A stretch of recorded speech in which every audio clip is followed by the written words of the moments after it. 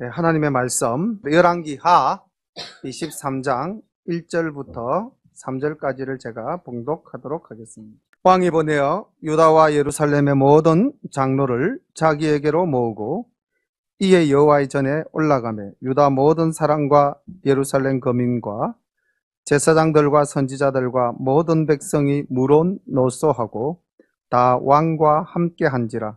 왕이 여호와의 전 안에서 발견한 언약책의 모든 말씀을 읽어 무리의 귀에 들리고 왕이 대위에 서서 여호와 앞에서 언약을 세우되 마음을 다하고 성품을 다하여 여호와를 순종하고 그 계명과 법도와 율례를 지켜 이 책에 기록된 이 언약의 말씀을 이루게 하리라 하며 백성이 다 그 언약을 쫓기로 하니라. 아멘.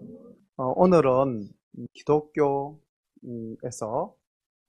굉장히 중요하게 여기는 날들 중에 하나가 마르틴 루터에 의한 종교개혁, 그 종교개혁으로 말미암아 오늘날 이 땅에 기독교가 하나님께 영광을 돌릴 수 있도록 그 틀을 만들었는데 그것을 기념하는 종교개혁주일입니다. 그래서 오늘 말씀도 그 종교개혁주일 예배에 맞춰서 준비를 하느라고 우리가 고린도 전서 쭉 말씀을 나가다가 오늘 다시 구약으로 돌아왔는데 개혁이라는 것이 상대적 개념으로서 개혁과 다른 한 단어가 있는데 그게 바로 혁명이죠. 혁명이 쉬울까요? 개혁이 쉬울까요? 혁명이 훨씬 쉽습니다. 혁명은 하루아침에 뒤엎어버리면 되는 거죠. 5.16 군사 쿠데타, 그들은 혁명이라고 그러는데 5.16 군사 쿠데타가 하루아침에 뒤엎어서 자기들이 원하는 방향으로 나라를 세워간 거죠. 그리고 우리가 이제 4.19를 우리는 이제 혁명이라고 한번 역사에서 정의한 적이 있죠. 그죠? 지금 이제 4.19 민주화 운동, 대체적으로 이제 민주화 운동으로 이야기를 많이 하는데, 혁명은 지나간 것을 단절하고 새롭게 시작하는 것이 혁명인데, 개혁은 뭡니까? 지나온 것을 그대로 끌고 가면서 잘못된 부분을 바꾸어 나가는 거죠. 그게 이제 개혁입니다. 그래서 종교 개혁이라고 하는 것은 그동안 쭉 우리가 하나님과의 관계 속에서 역사를 이어오다가 우리의 잘못된 것을 완전히 내려놓고 이제 올바른 쪽으로 바꾸어 나가는 것이죠. 하나님과의 관계를 단절하고 새로운 것으로 나아가는 것이 아니라. 그래서 사실 개혁이라는 것은 바꾸는 것이기 때문에 여러 가지로 힘든 것이 많습니다. 첫 번째 이제 바꾸려고 그런다면은 뭔가 그 바꿀 수 있는 계기가 있고 또 그것을 바꾸어 나가는 지도자가 있어야 되지 않겠습니까? 그런데 그 지도자가 흠이 많으면 되겠습니까? 그 지도자가 일단 순전해야 됩니다. 그리고 바꾸는 거는 개인적인 것이라면 혼자서 바꾸면 되지만은 더불어서 바꾸어가는 것이라면은 많은 사람의 동의를 얻어내야만 되는 것이죠. 그리고 또 하나 많은 시간이 걸리죠. 개혁에 의해서. 이 세 가지가 이제 잘 조화롭게 될 때 개혁은 성공하는 거죠.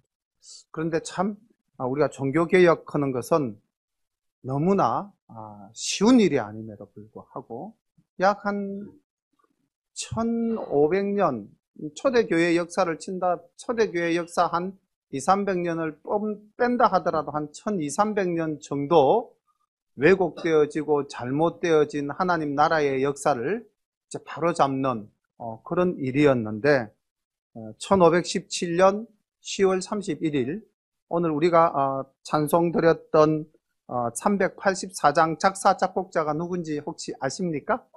384장 찬송을 제가 오늘 우리 그 헌금 드릴 때 봉헌송으로 선택한 이유가 이 작사 작곡자가 마르틴 루터입니다. 1517년 마르틴 루터에 의해서 이제 그 당시 가톨릭 교회 부패하고 왜곡되어지고 하나님의 법을 완전히 떠난 이 신앙을 오직 말씀의 바탕을 두고 초대교회 정신으로 되돌아가자. 그렇게 해서 교회를 새롭게 세우자 하고 이제 역사적인 일을 일으킨 분이 바로 마틴 루터죠. 그분이 이제 1529년 종교 재판을 받을 때에 그때 두렵고 떨리는 마음을 이제 하나님께 고백하면서 담대하게 나아갈 수 있는 신앙 고백의 찬양이 바로 이 384장, 오늘 우리가 찬양 드렸던 내주는 강한 성이요, 이 노래입니다. 그래서 개혁이라는 것이 쉽지 않고 어려운 일임에도 불구하고 루터는 이 일을 성공시켰습니다. 오늘날 우리나라도 이렇게 교회가 많이 부패되어졌고 교회가 나아가는 방향이 왜곡되어진 부분들도 참 많습니다. 또 더 좁게 본다면 오늘날 작은 교회인 나의 신앙도 부패되어지고 왜곡되어지고 잘못되어진 길로 나가는 경우가 참 많습니다. 그래서 오늘 우리는 열왕기하서 23장 오늘 본문 속에 등장하는 요시야 왕을 보면서 또 그분이 행하신 역사 속의 일들을 보면서 오늘날 우리들의 삶 속에 어떻게 이 말씀이 적용되어져야 될까 한번 생각해보는 그런 시간으로 삼겠습니다. 말씀은 1절부터 25절까지를 본문으로 말씀을 증거하도록 하겠습니다. 그 이후에도 내용이 좀 있긴 한데 오늘 본문은 25절에서 끊겠습니다. 1절부터 이제 말씀을 함께 봅니다. 왕이 보내어 유다와 예루살렘의 모든 장로를 자기에게로 모으고 이에 여호와의 전에 올라가매 유다 모든 사람과 예루살렘 거민과 제사장들과 선지자들과 모든 백성이 물론 노소하고 다 왕과 함께한지라. 왕이 여호와의 전 안에서 발견한 언약책의 모든 말씀을 읽어 무리의 귀에 들리고 왕이 대위에 서서 여호와 앞에서 언약을 세우되 마음을 다하고 성품을 다하여 여호와를 순종하고 그 계명과 법도와 율례를 지켜 이 책에 기록된 이 언약의 말씀을 이루게 하리라 하며 백성이 다 그 언약을 쫓기로 하니라. 아멘. 사실 요시야 왕이 이 종교 개혁을 하게 된 모든 힘은 요 1절부터 3절까지에 다 기록이 되어져 있고 우리가 22장 10절과 11절을 우리 함께 봉독해 보도록 하겠습니다. 22장 10절과 11절 말씀입니다. 함께 봉독합니다. 또 왕에게 고하여 가로되 제사장 hil기야가 내게 책을 주더이다 하고 왕의 앞에서 읽으매 왕이 율법책의 말을 듣자 곧 그 옷을 찢으니라. 아멘.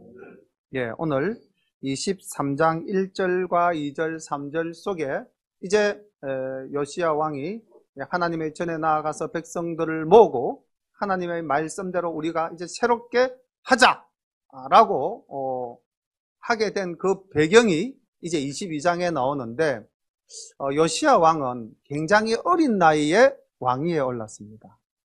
8살 때 왕위에 올랐어요.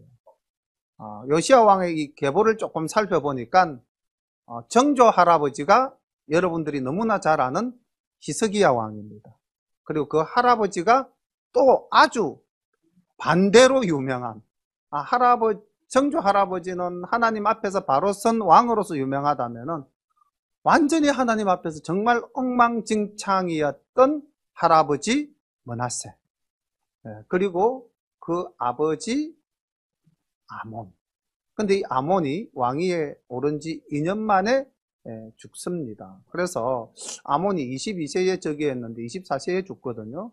그래서 이제 아버지가 요절하고 아주 어린 8살짜리 요시야가 왕위에 오릅니다.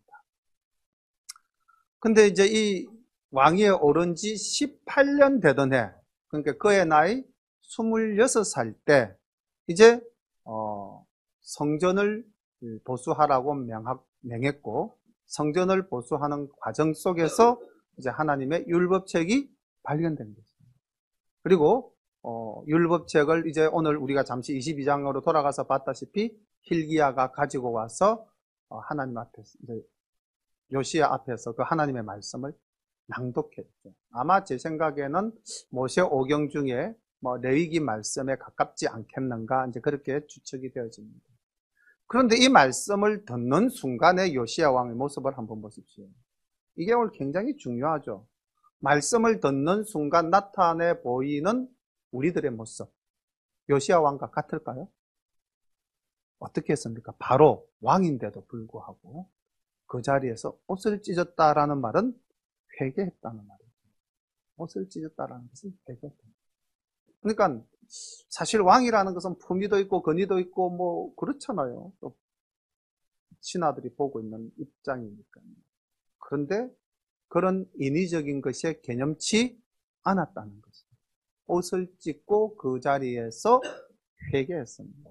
그리고 이제 그 다음 작업이 중요하죠.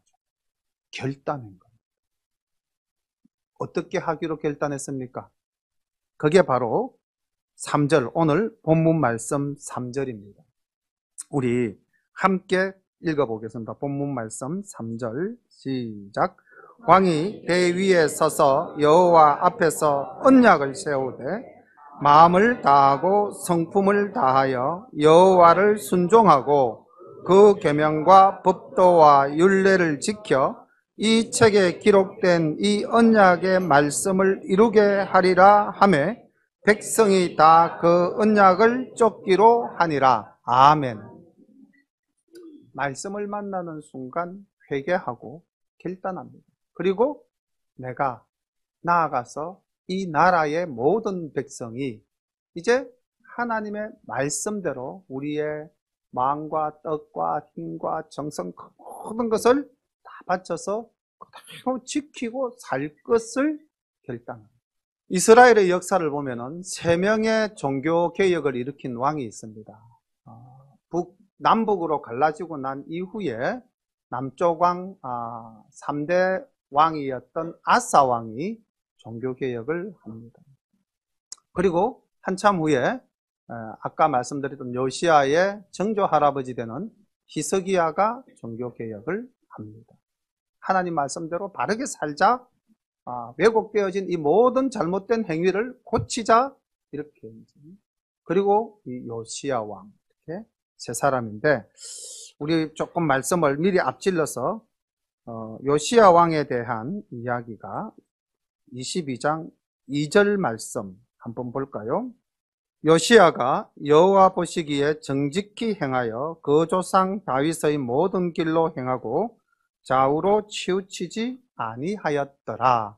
이거는 이제 열왕기 하서를 기록한 사가가 그 왕에 대한 아주 짧은 평가인데, 이 평가가 어떤 평가냐면은 이 사람이 말씀대로 살았느냐 말씀대로 살지 않았느냐를 가지고 내리는 평가입니다. 다른 평가가 아니고 얼마나 땅을 넓혔느냐, 얼마나 나라의 경제를 든든하게 하였느냐, 그런 평가가 아니고 하나님 말씀 가운데서 얼마나 성실하게 살았는가를 평하는 평가였습니다.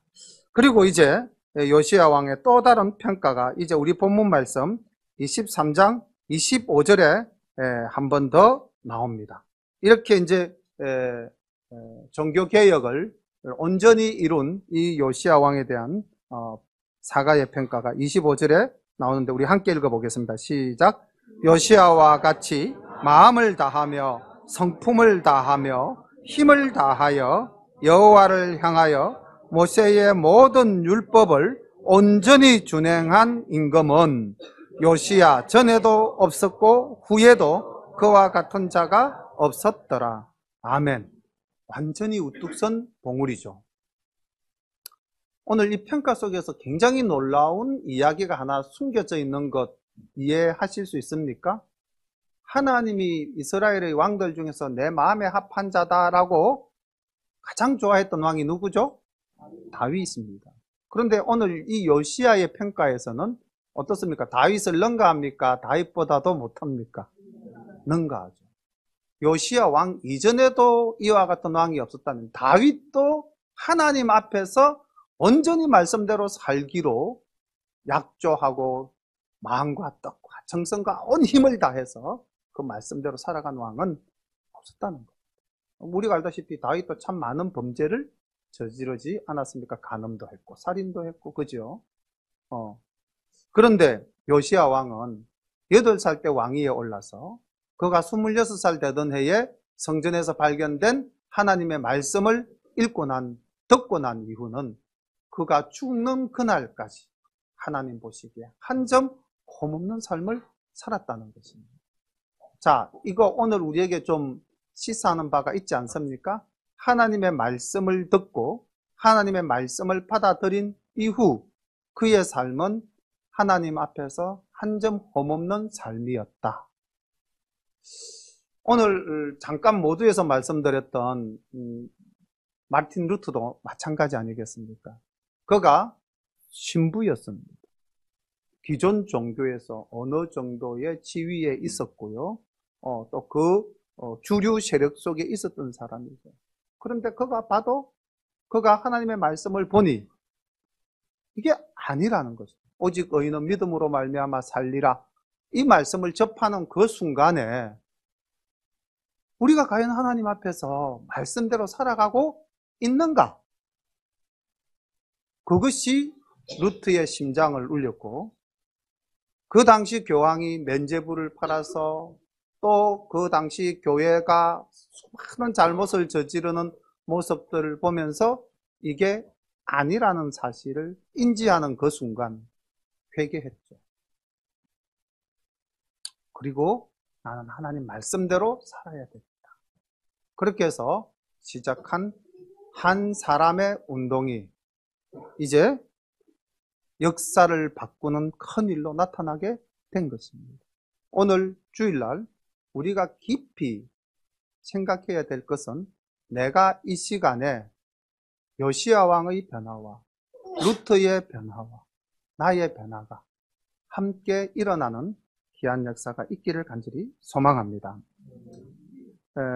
오늘 말씀 속에 우리가 이제 깊이 좀 묵상해 봐야 될 것은 22장 11절의 말씀, 우리가 이제 아까 본문 속에서 같이 봉독했잖아요.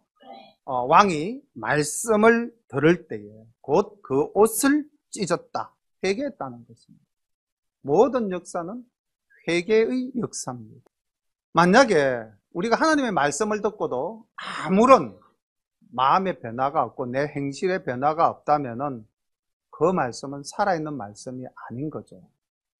오늘날 우리가 살아있는 하나님을 만나느냐 아니면 나와는 전혀 관계없는 하나님을 만나느냐, 이것은 우리가 말씀을 정말 내 마음속에 깊이 받아들이고 그 말씀대로 살 것을 내가 다짐하는 나의 잘못된 것에 대한 진정한 회개가 있는가, 이것이 포인트가 될 줄로 믿습니다. 1907년에 우리나라 한국 교회사를 공부하다 보면은 평양 장대현 교회라는 교회에서 부흥 집회가 있었습니다. 그때 그 교회 수석 장로님이었던 길선주 장로님이 우리가 하나님의 집회를 준비하면서 뭔가 좀 정성을 들여서 준비해야 되겠다 해서 그 집회가 있기 전부터 본인이 일찍이 새벽에 나와서 기도했습니다. 그것이 우리나라에만 유일하게 있는 세계 기독교사에 다른 나라에서는 전혀 찾아볼 수 없는 새벽 기도의 효시가 되었습니다. 이런 장로님입니다. 길선주 장로님의 새벽에 기도하던 것이 전 교인이 함께하는 운동이 되어서 모든 교회가 새벽에 일어나서 주님께 나아가자라고 했던 것이 길선주 장로님의 그 새벽 기도인데, 대단한 분이죠. 근데 이분이 나중에 회개하고 또 뭐가 됐느냐? 목사님이 됐어요. 신학을 공부하고. 장로님이 목사님이 됐다면 상당히 늦은 나이에 공부를 시작했다, 이렇게 볼 수도 있지 않습니까? 그럼에도 불구하고 우리 한국 교회사의 길이 남는 이제 목사님이 되는데, 이분이 그러한 봉우리를 만들어내시기까지는 어떤 사건이 하나 있느냐, 아시는 분은 잘 아실 겁니다.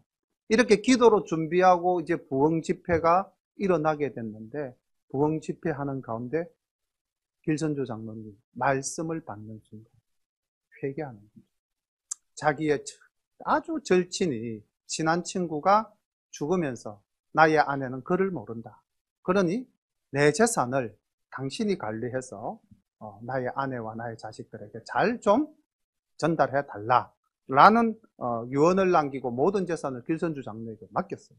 그런데 장로님이 그때 당시 100원 정도의 돈이라고 그러는데 오늘날 돈으로 친다면 뭐 그게 아마 수천만 원, 1,000만 원 정도 가량이면 되겠죠. 쌀한가마니에 몇십 원 하던 시절일 수도 있으니까 그 돈을 당겼었어요.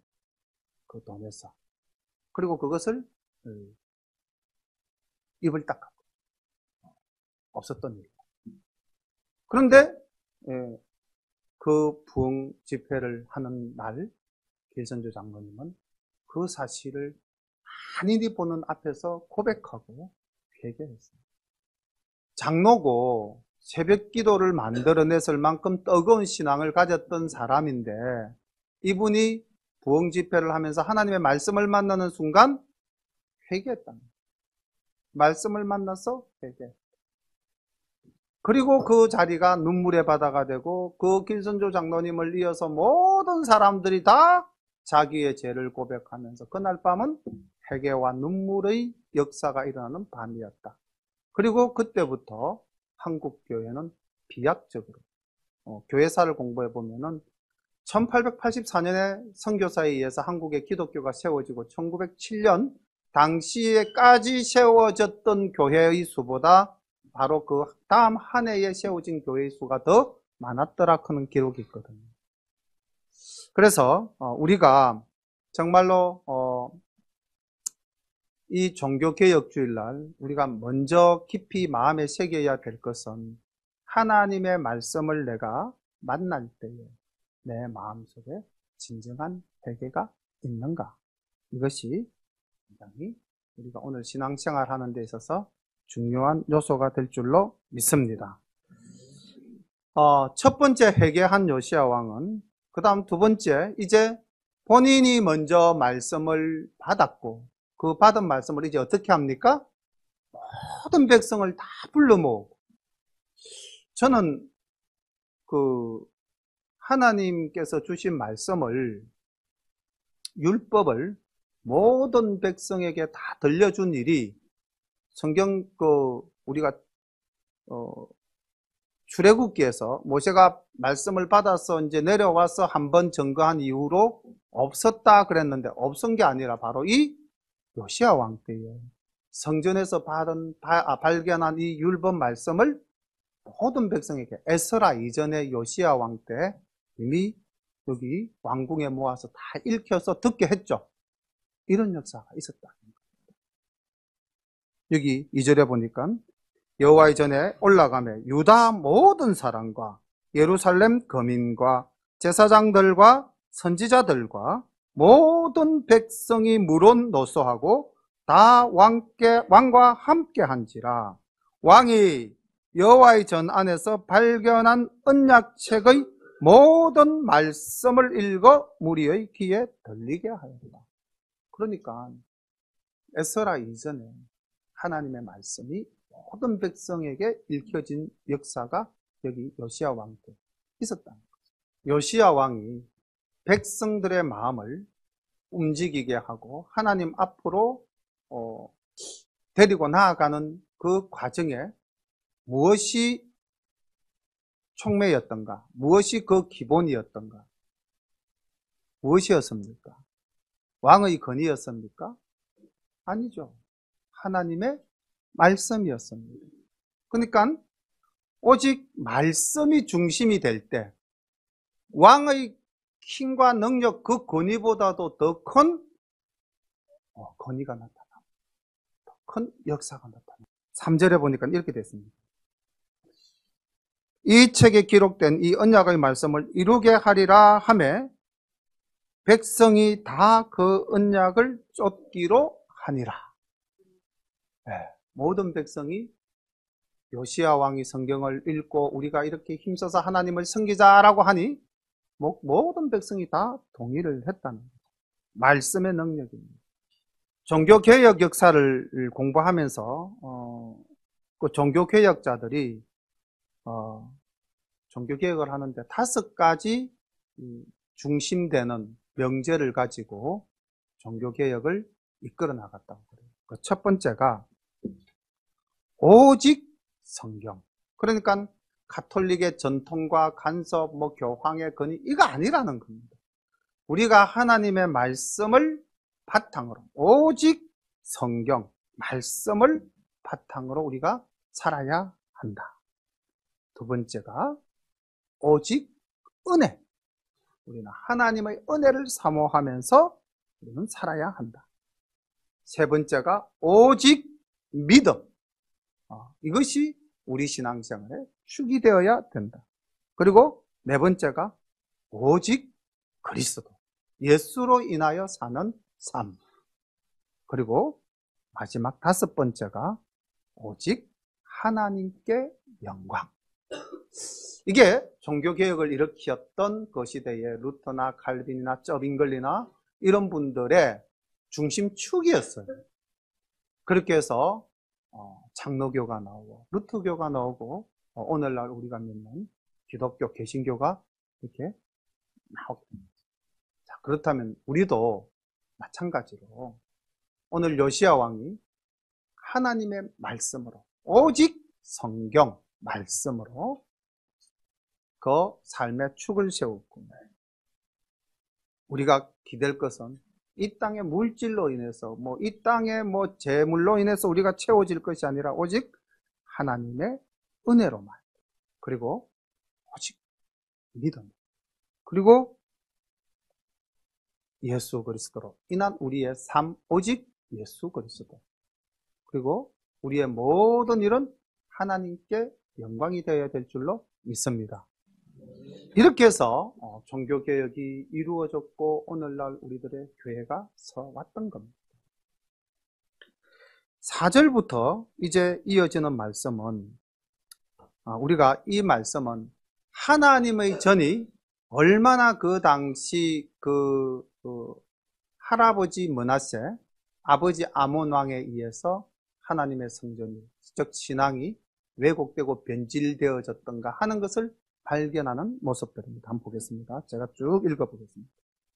왕이 대제사장 hil기야와 모든 버금 제사장들과 문을 지킨 자들에게 명하여 바알과 아세라와 하늘의 이를 성신을 위하여 만든 모든 기명을 여호와의 전에서 내어다가 예루살렘 바깥 기드론 밭에서 불사르고 그 죄를 베델로 가져가게 하고, 옛적에 유다 왕들이 세워서 유다 모든 고을과 예루살렘 사면 산당에서 분향하며 우상을 섬기게 한 제사장들을 폐하며 또 바알과 해와 달과 12궁성과 하늘의 모든 별에게 분향하는 자들을 폐하고, 또 여호와의 전에서 아세라 상을 내어 예루살렘 바깥 기드론 시내로 가져다가 거기서 불사르고 빻아서 가루를 만들어 그 가루를 평민의 묘지에 뿌르고, 또 여호와의 전 가운데 미동의 집을 흘렀으니 그곳은 여인이 아세라를 위하여 휘장을 짜는 처소이었더라.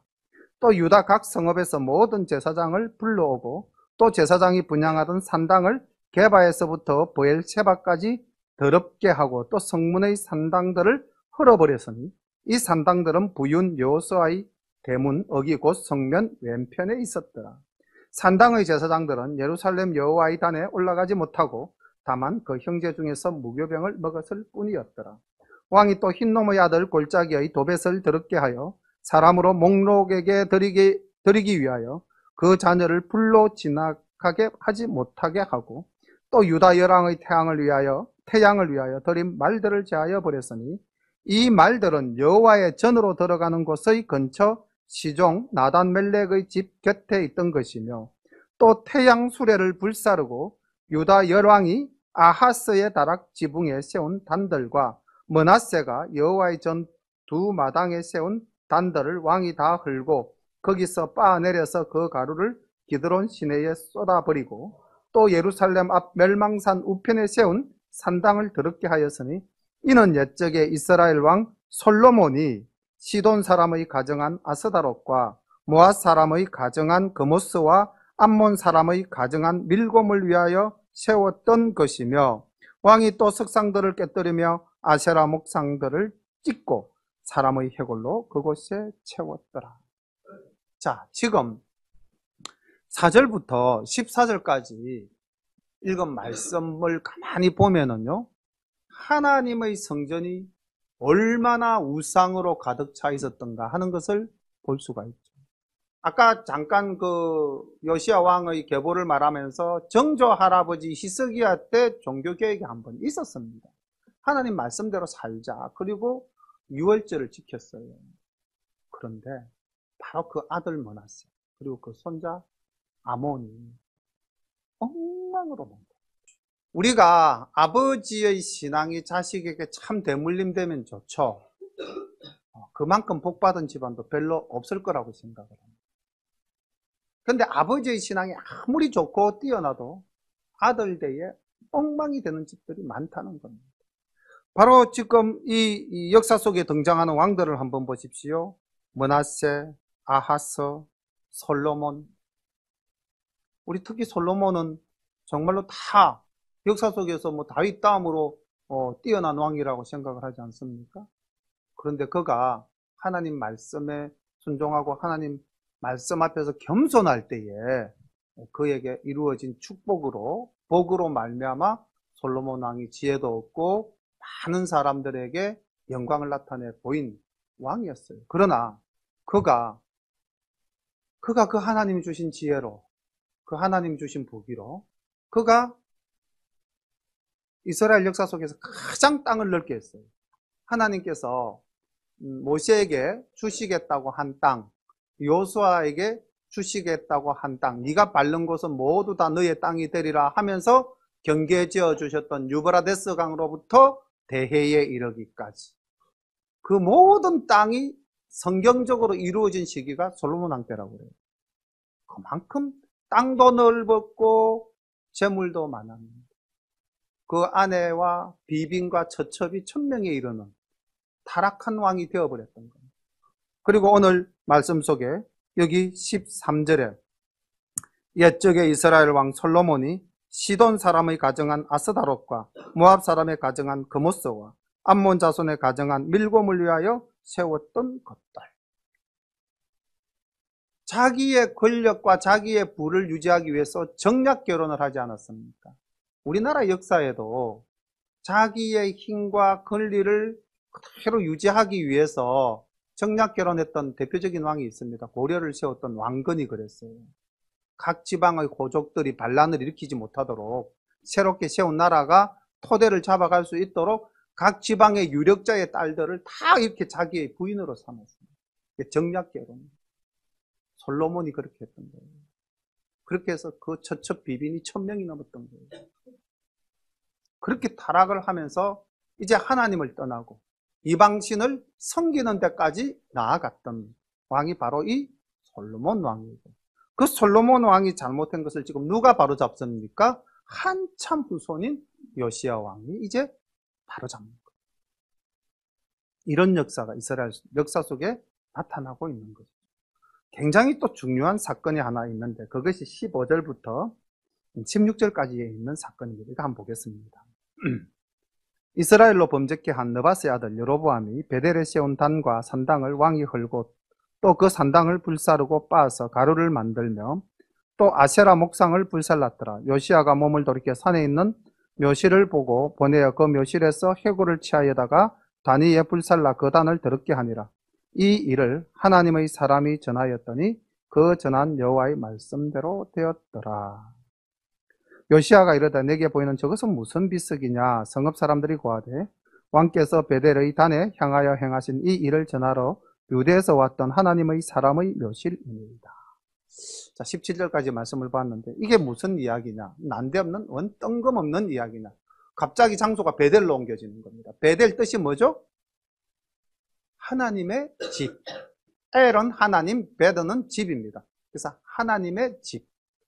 그러니까 하나님의 집이라고 불리워지는 이 땅에 솔로몬 이후 이스라엘이 남북으로 갈리어지면서 북쪽의 초대 임금이었던 여로보암이 그 북쪽 땅 사람들이 예루살렘에 내려가서 하나님께 예배 드리는 것을 막기 위해서 자기가 임의로 성전을 만들었죠. 제단을 만들었습니다. 그 제단을 만든 곳이 남쪽 베델과 북쪽 끝 단에다가 두 제단을 만들었어요. 그런데 우리 성경책 열왕기상 13장 1절 한번 찾아보겠습니다. 열왕기상 13장 1절과 2절 말씀을 우리 함께 봉독해 볼까요? 어떤 말씀이 있는지 한번 살펴봅시다. 시작. 때에 하나님의 사람이 여호와의 말씀으로 인하여 유다에서부터 베델에 이르니 마침 여로보암이 단 곁에 서서 분향하는지라. 하나님의 사람이 단을 향하여 여호와의 말씀으로 외쳐 가로되 단아 단아 여호와께서 말씀하시기를 다윗의 집에 요시야라 이름하는 아들을 낳으리니 저가 내 위에 분향하는 산당 제사장을 내 위에 제사할 것이요 또 사람의 뼈를 내 위에 사르리라 하셨느니라 하고. 아멘. 조금 제가 첨부를 하겠습니다.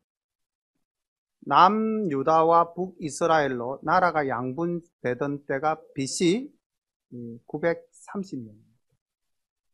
970년에 솔로몬이 왕위에 올라서 40년 왕하다가 돌아가시고 그 아들 르호보암이 위를 이어받을 때에 남북으로 갈라져요. 그 해가 930년입니다. 그러니까 이게 이 사건이 있었던 때는 BC 930년 또는 BC 929년, 928년 뭐 그 정도인데 그냥 끝을 쉽게 하기 위해서 BC 930년이라고 일단 정의를 내리겠습니다. 그리고 요시야 왕이 등장한 것은 언제냐? 요시야 왕이 28살 되어서 지금 이렇게 종교개혁을 일으켰던 해가 언제냐? BC 620년경입니다. 그럼 이게 얼마나 시간이 흘렀나요? 300년 흘렀죠. 그죠? 300년. 300년 전에 하나님의 사람이 여로보암에게 앞으로 요시야라는 다윗의 후손이 나타나가지고 네가 쌓은 이 제단 빠버리고 그리고 여기에 세웠던 제사장들의 뼈를 여기에 뿌릴 거야. 예언한 거예요. 300년 전에. 그런데 정확하게 그 말씀이 이루어집니까? 안 이루어집니까? 요시야 왕이 나타나가지고 이제 그렇게 하는 거예요. 이게 역사 속에서 나타난 일입니다.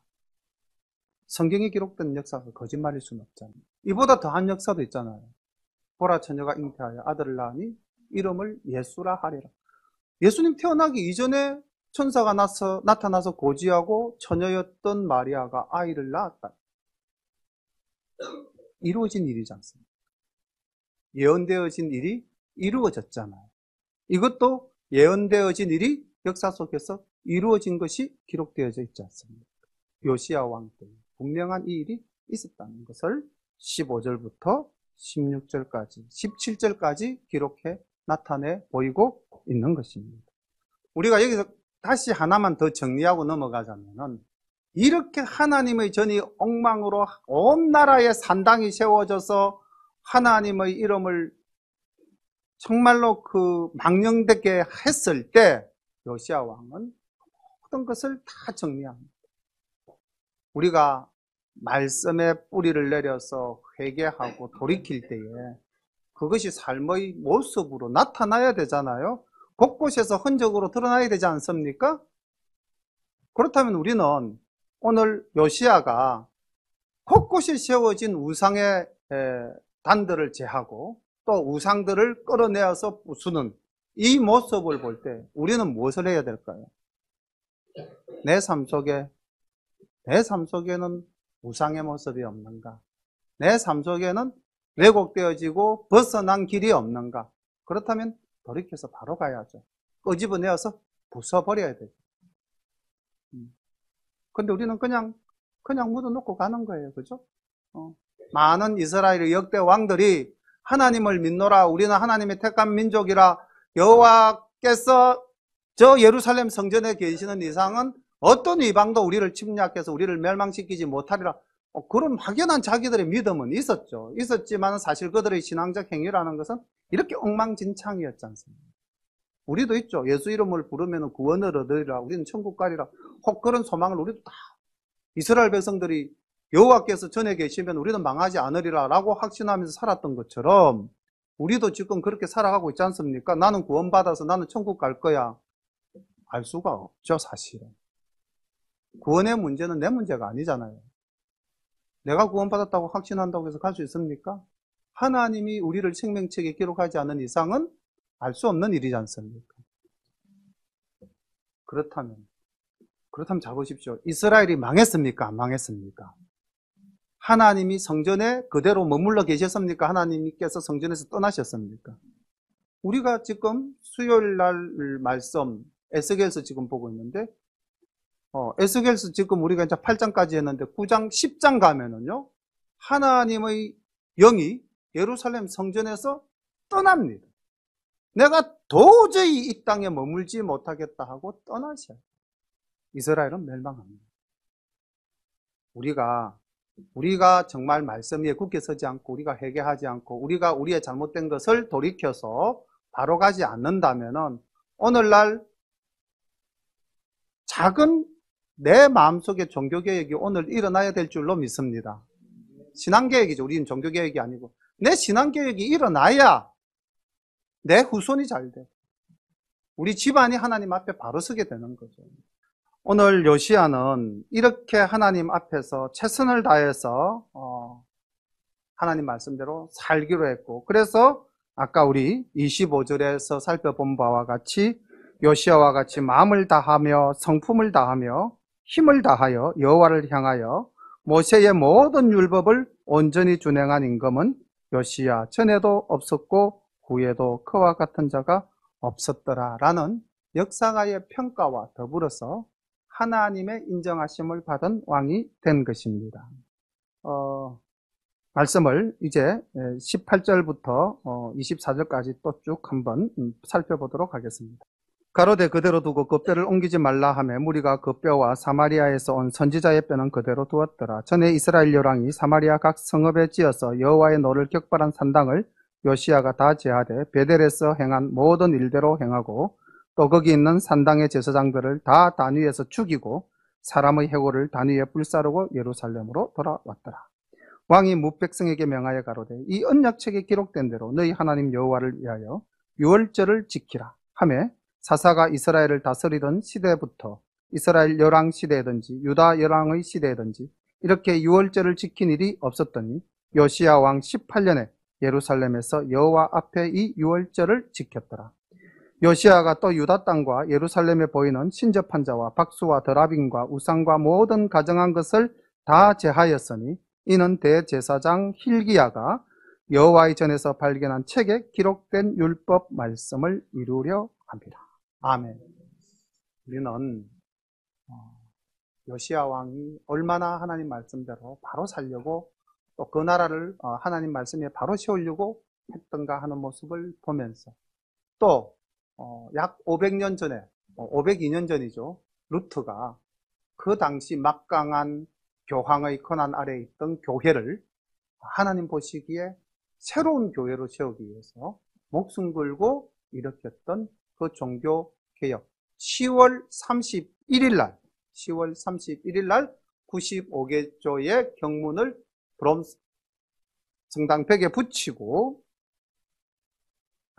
브롬스가 아니고 비덴베르크 성벽에 붙이고 이제 종교개혁을 일으켰는데 오늘 우리는 이 하나님의 말씀 열왕기 하 23장 요시야가 종교를 개혁한 하나님의 말씀대로 살려고 힘쓴 이 말씀을 우리의 마음백에 새겨서 모두가 온전한 신앙개혁을 통해서 하나님께 영광 돌리는 그런 우리 열린 가족 모두가 되시기를 간절히 축원합니다. 기도드리겠습니다.